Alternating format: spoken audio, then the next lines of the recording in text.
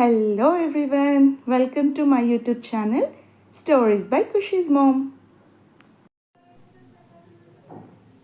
ఈరోజు మన స్టోరీ నిజమైన స్నేహితుడు.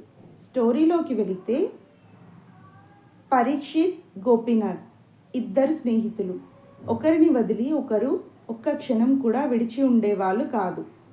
స్నేహితులంటే వాళ్ళిద్దరిలా ఉండాలని ఆ ఊరి వాళ్ళంతా ఎంతో పొగిడేవారు. ఒకరోజు పరీక్షిత్, గోపీనాథ్ కలిసి మరో స్నేహితుడు పెళ్ళికి పొరుగురికి వెళ్తున్నారు. ఆ ఊరికి చేరుకోవాలంటే అడవి దాటాలి. ఇద్దరు కబుర్లు చెప్పుకుంటూ దట్టమైన అడవి మార్గంలో ప్రయాణిస్తున్నారు. ఇంతలో ఒక ఎలుగుబంటి అరుపు వినిపించింది. అది ఆ దగ్గరలో ఉన్నట్టు ఆకులు గలగలలాడాయి.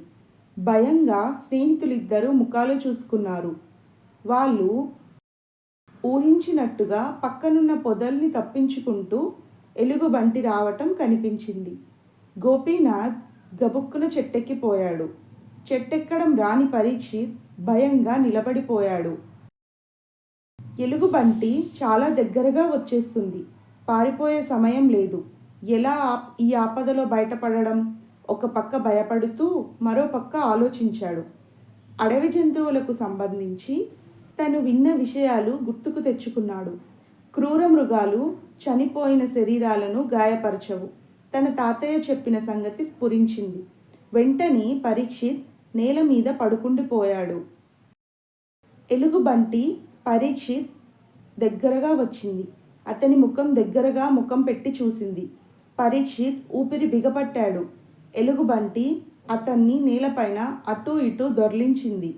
చుట్టూ తిరిగింది. మళ్ళీ ఒకసారి అతని ముఖం దగ్గర వాసన చూసింది. అతను చనిపోయాడని నమ్మింది ఎలుగుబంటి. కాసేపు అక్కడే తచ్చాడి ముందుకు వెళ్ళిపోయింది. పొదల చాటుకు కనుమరుగైపోయింది ఎలుగుబంటి. ప్రమాదం లేదని నిశ్చయించుకున్నాక నెమ్మదిగా కిందకు దిగాడు గోపీనాథ్. పరీక్షిత్ని తట్టి లేపాడు. హమ్మయ్యా, గండం గడిచింది అని తేలిగ్గా ఊపిరి పీల్చుకున్నాడు పరీక్షిత్.